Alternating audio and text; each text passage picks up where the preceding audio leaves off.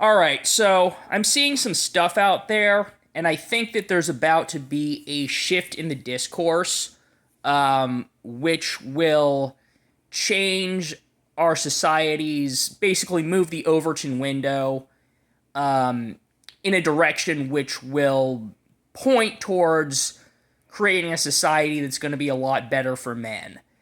And so I want to talk about what I think makes sense as far as gender roles, especially in the new society that we're going to be moving towards.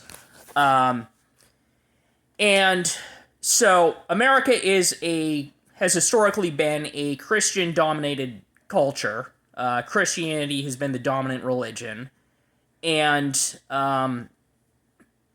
the Bible, in particular Ephesians 5, talks a lot about how men and women should relate to each other in the context of marriage. And I think that Erica Kirk's speech at Charlie Kirk's funeral, she talked a little bit about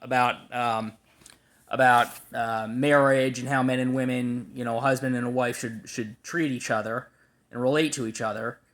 And I think that she pretty much captured what I think Ephesians 5 is trying to point people towards when she says, first of all, the man is supposed to be the leader, but she says you have to be a leader worth following, and your wife is not your servant or your employee, she's your helper. And she also says that the woman should be virtuous. And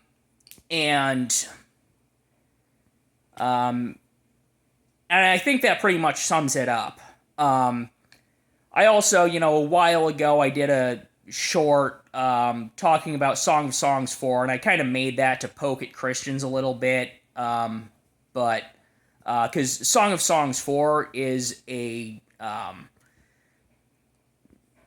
section of the Bible which talks about well, it's a description of a man and his wife banging each other, and it pretty much shows them having sex because they enjoy having sex, and there's no indication that this is sinful or, God is going to punish them because they didn't listen to Michael Knowles and are doing this sinful thing. But something that I mentioned is that Song of Songs 4 describes the woman using metaphors involving water.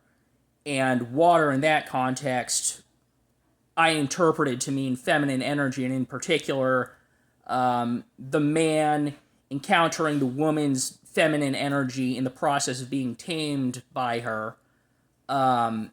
Because the way that female sexuality seems to work is that they want to find a man who's very aggressive, and kind of a monster, and then tame him. And the thing with Ephesians 5 is it also makes reference to the man cleansing the woman with water and, making her basically someone who can be presentable to God. And I interpret that to mean basically guide her towards being what she can be if, she turns to Jesus and basically straightens herself up to be who God wants her to be. And the way it's written is like it's easier to interpret it as like the man has to like take charge and make her obey him to be morally perfect. I don't think that's what it's saying. It's saying that all of us are sinful, but Jesus is going to help guide people towards being less sinful and being better versions of ourselves, and the man is supposed to play a role in helping the woman basically spiritually cleanse herself so she can receive God's forgiveness. I think that what that's saying is that the man is supposed to mirror the woman's feminine energy that he encounters in the process of being seduced by the woman.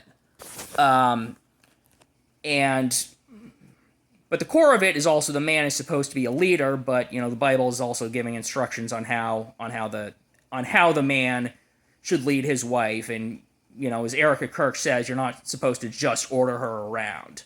The point I want to make is I think that in that context, the man has a duty to guide the woman towards fulfilling her civic duty to think critically, and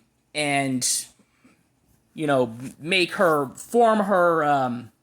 essentially form her political positions based on a good understanding of the issue and in a good understanding of the issues and in a way that's oriented towards the greater good of society. And the man's job is to guide her towards that. And that's, when you don't have that, that's how you end up with the sort of toxic, misandric, resentful attitudes towards men, and women agitating for policies based around that. And women don't like to be held accountable for, they don't want some guy just like saying, hey, you have to hold this position to be nice to me. They don't like that. But it's kind of a crappy situation because, like every other identity group, you are expected to hold opinions that aren't bigoted towards them, but it's very difficult to hold women accountable in that manner, in terms of their attitudes towards men. So I think that the best answer I can see is for men to step up as leaders, and, there's also, I am not aware of any model of a relationship that does not involve the man being a leader in some way that is going to lead to the woman respecting the man.